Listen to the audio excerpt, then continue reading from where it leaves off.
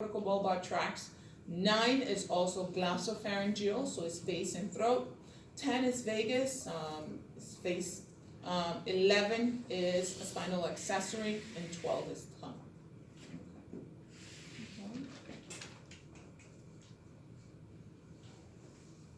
All right, protective structures, we talked about the skull, and we talked about the skull bones.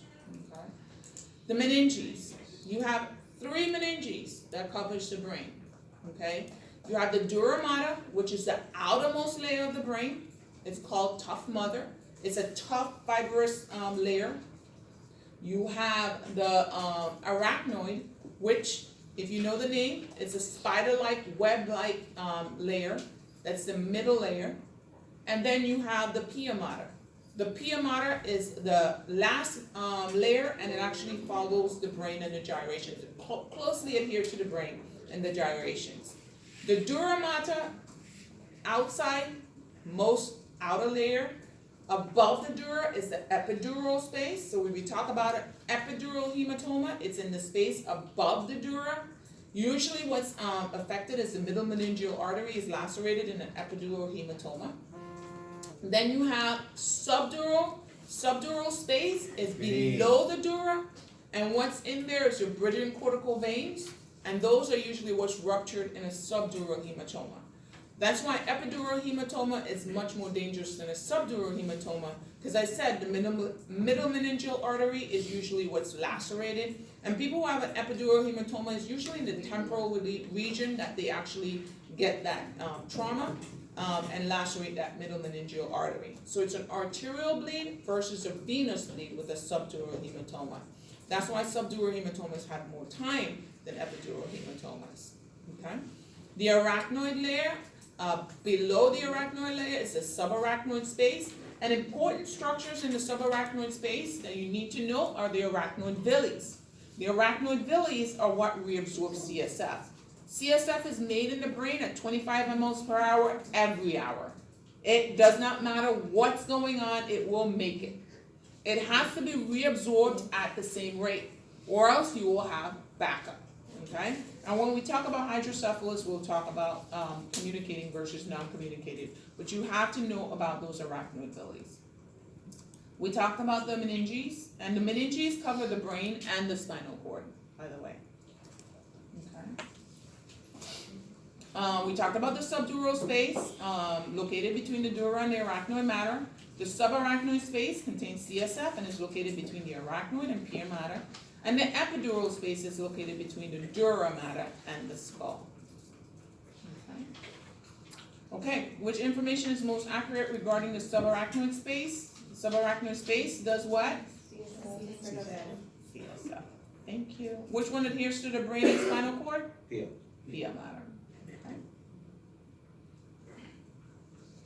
Again, CSF is made in the ventricles. It is made at about 25 mLs per hour every hour.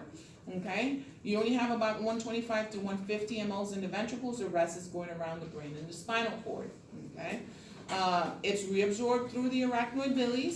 Okay? So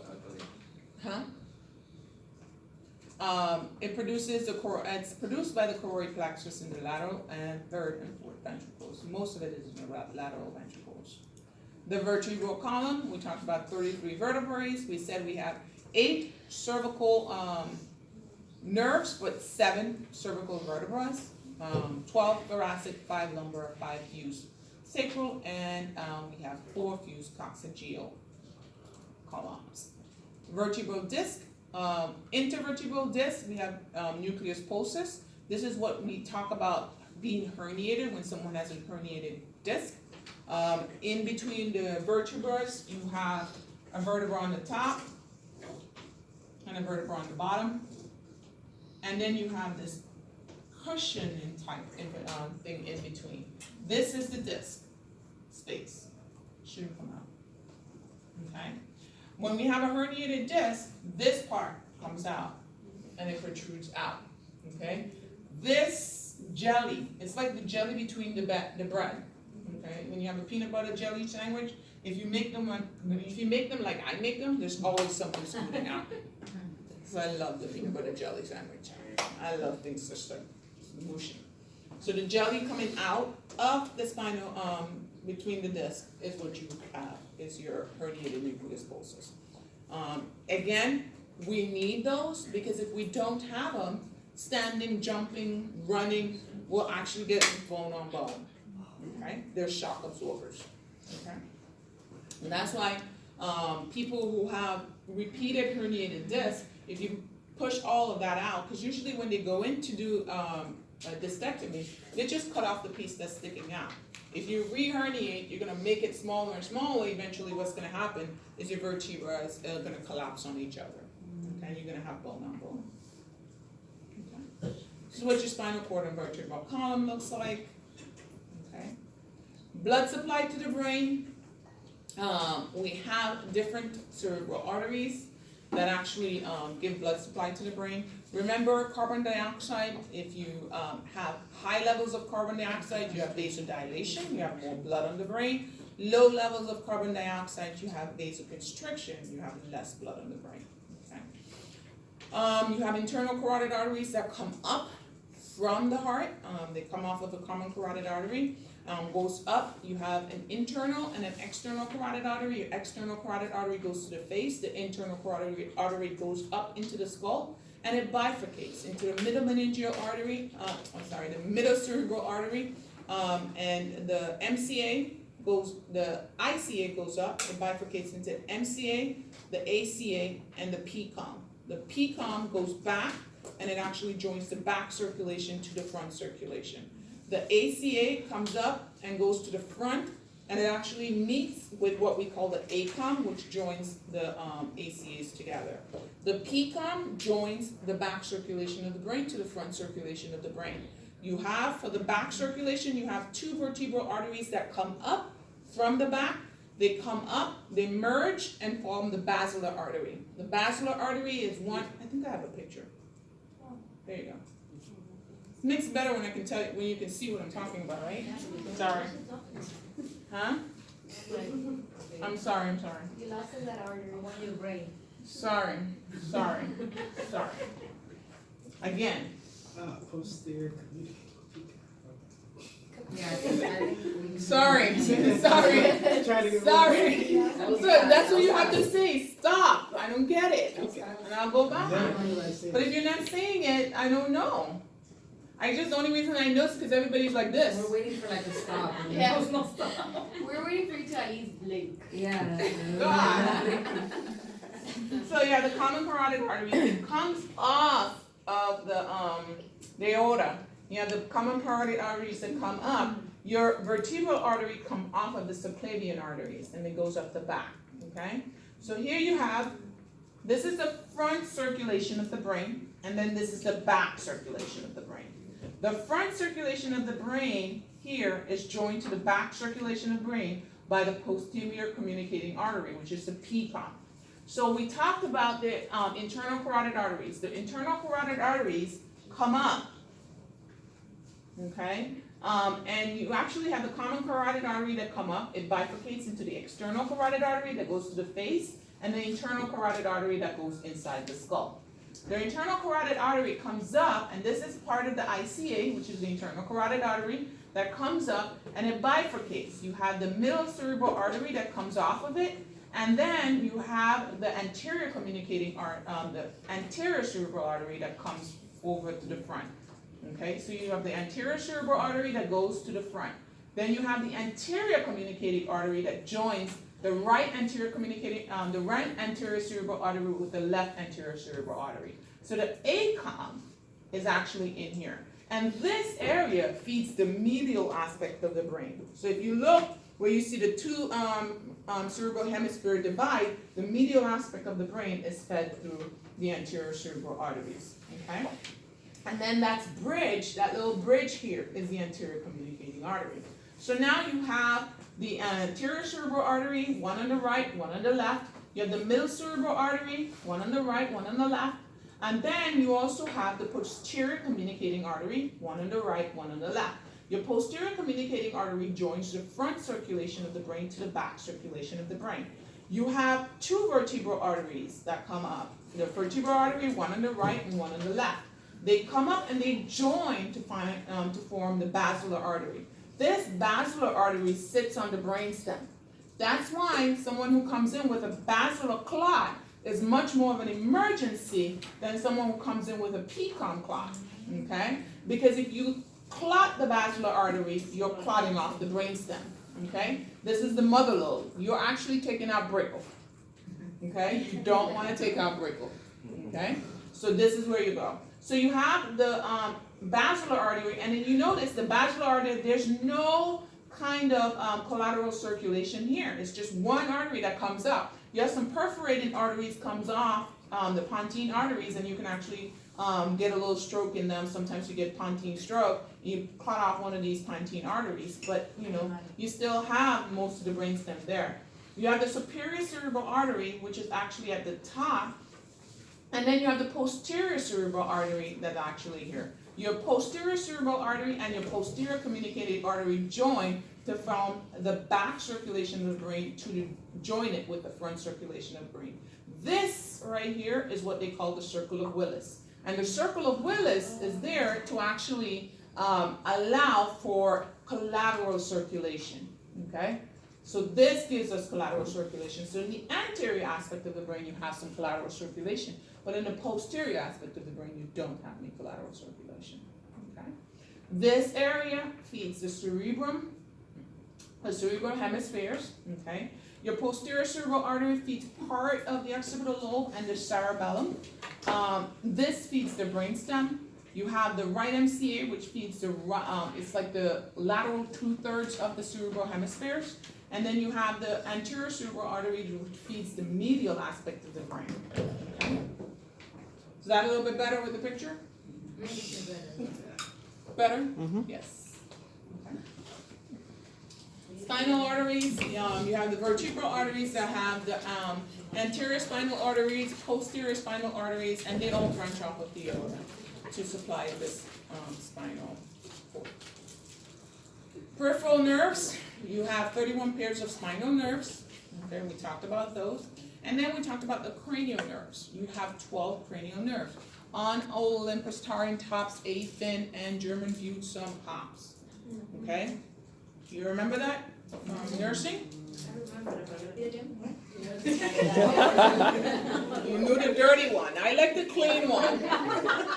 Okay? And my clean one is on Olympus, Taurian tops, A fin, and German viewed some hops. I remember like Oh, yeah. I know, of course that's the one you remember, but I'm not gonna teach with that one. That's the one I remember. I'm not gonna teach with that one, okay? I'm gonna teach with on Olympus, because it's the clean version, okay? Now remember, your 12 pairs of cranial nerves have sensory, motor, or mixed. And how you know that, whether they're sensory, motor, or mixed, is basically, some say marry money, but my brother said big brains matter most. Again, you may have another one, but this is the one I know, okay? Don't know the old ones, okay? I don't pay attention to them. Actually, I think I have a picture. There we go. It's not a really good one. So,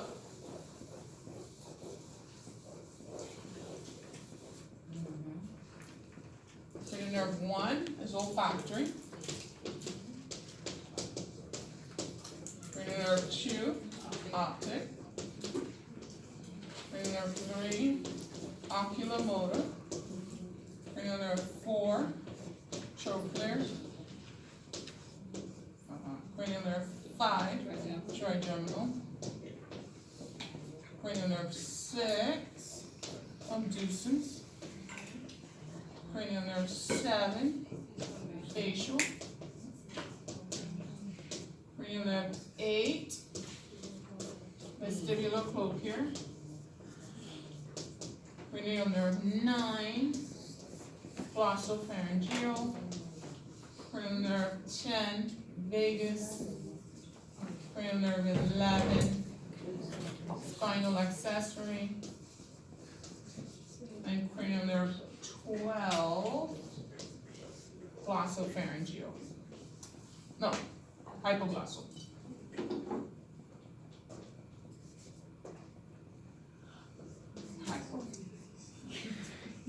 okay? And then you go some, say, marry, money, but my brother says big brains Matter. matter most. This is an N, sorry. Brains. Big brains. You can use whatever you want. I'm teaching and people are recording me, so big brains matter most. Okay? So, Sensory. sensory, Sorry. okay? Sensory, Motor.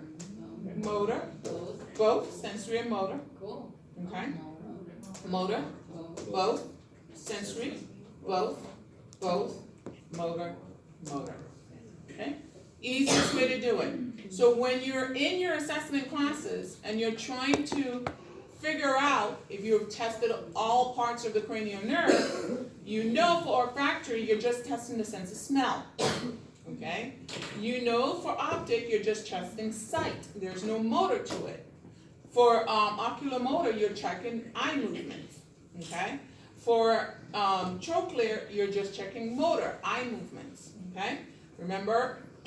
And then for trigeminal, you're checking a motor and a sensory component. So you gotta check the sensory to the trigeminal areas, and you have to check the motor function of it. So if you don't remember that there's a motor that is both, that has both a motor and a sensory function, you may check sensory, do you feel this, and you think you're done, but until you check the trigeminal nerve and check the sternocleidomastoid, the muscle of, what do you call this muscle again? The chewing.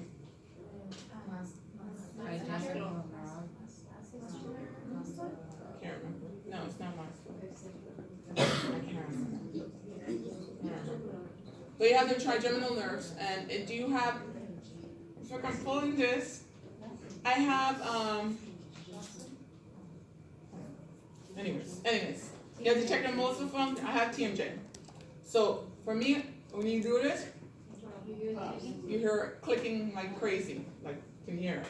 As a matter of fact, I thought I had a serious ear infection, and it's because I was grinding so badly. Stress. So, pull down, okay, or have them open and close. And you're checking the temporomandibular joint. Look how easy I got it out. I couldn't remember.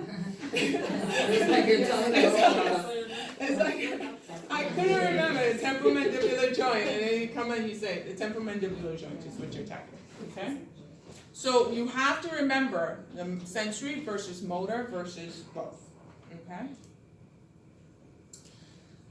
Okay, fascicles are bundled of myelinated axons.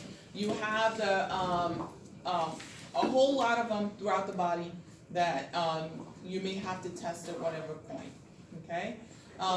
Plexuses, the brachial plexus is one that is a network of fibers that we actually test. A lot of times people come in with pain in their neck, and then they have a lot of shoulder pain. The brachial plexus is what's being compressed because they have some kind of shoulder injury.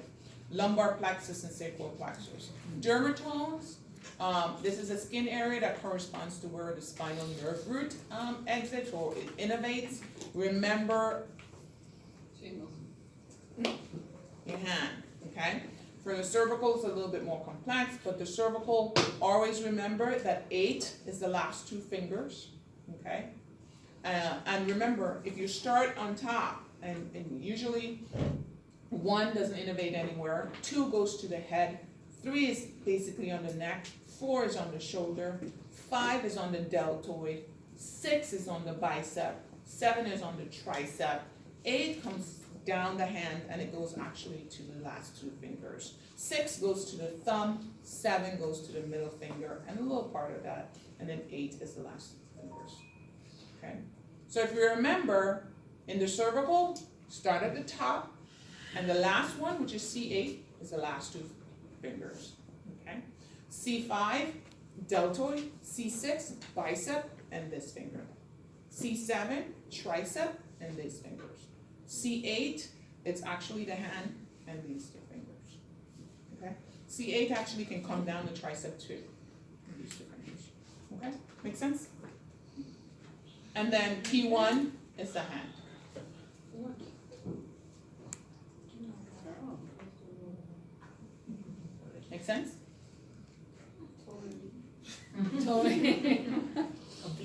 Landmarks, always remember your landmarks. About T5, the nipples. T10, belly button. Those are very important landmarks. T12 is usually genitals. Autonomic nervous system. Remember, neurons is preganglionic, which is myelinated, postganglionic, unmyelinated. You have the two divisions, which is your sympathetic and your parasympathetic. Fight or flight, rest or digest.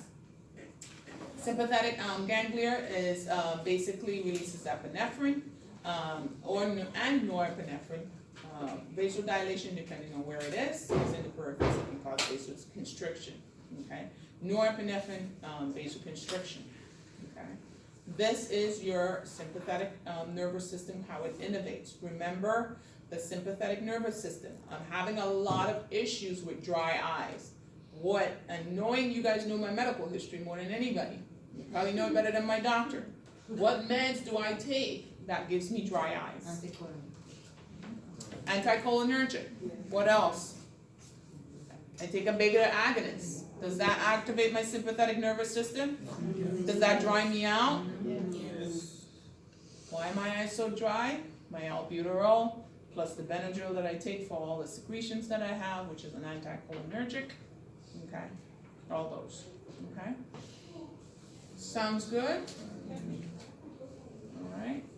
Parasympathetic nervous system, your rest or digest. Okay. Peristalsis actually innervates the bladder. Okay. All this is your parasympathetic. Okay.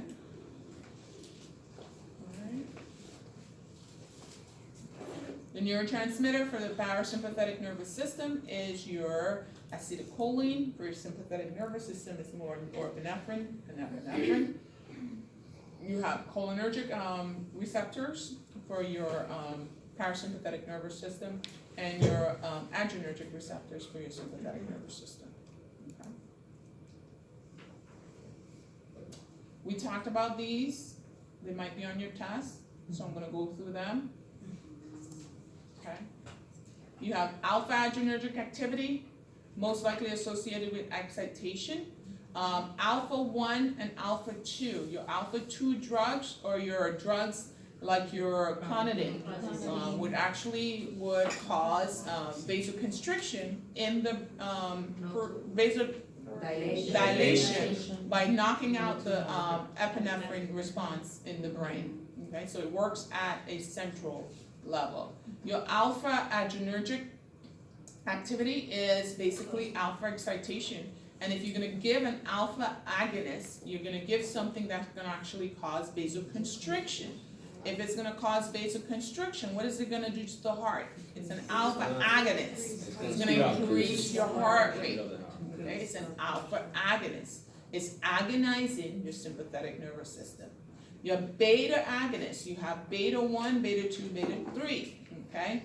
Beta 1, it increases the heart rate and contractility of the heart.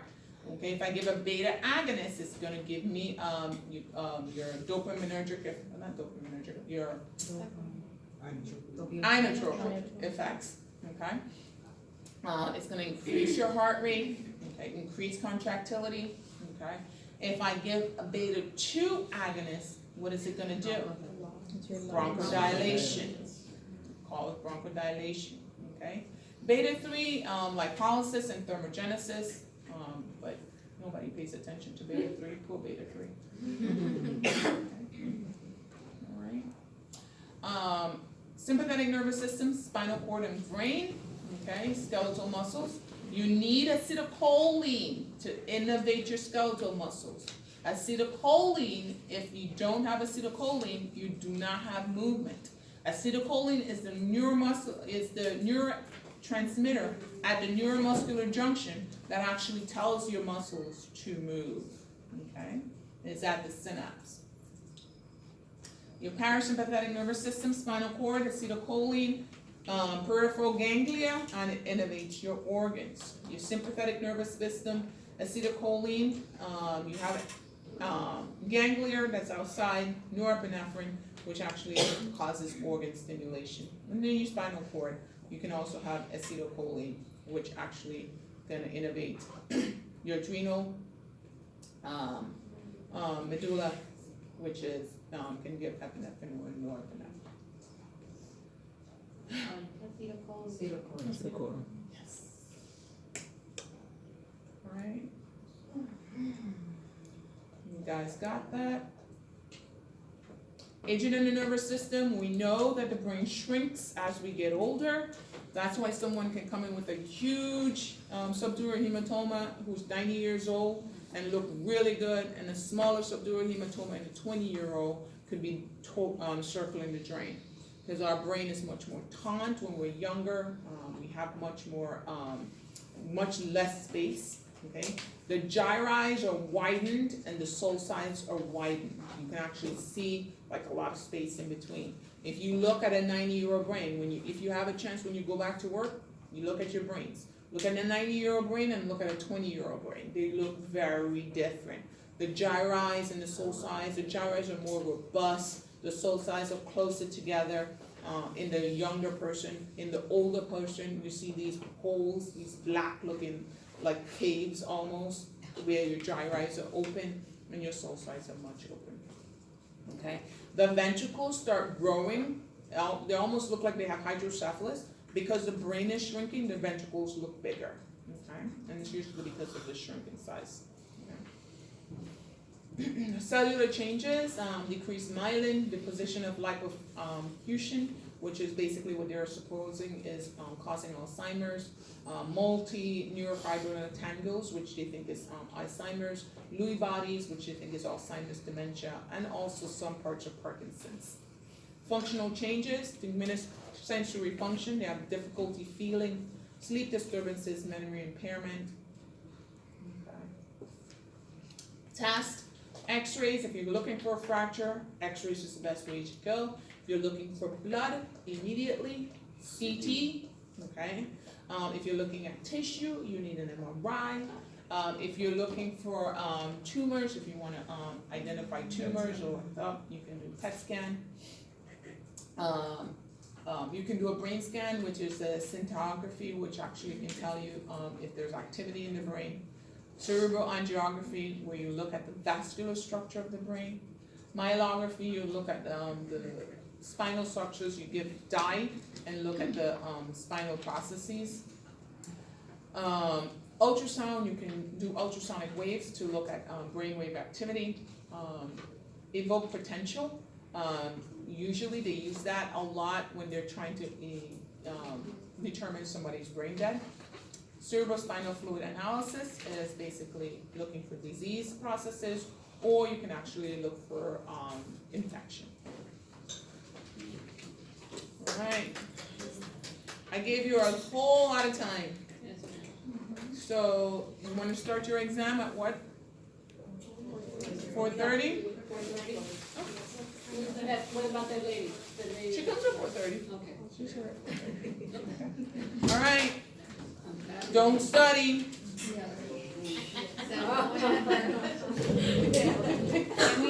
That kind of You can stay here.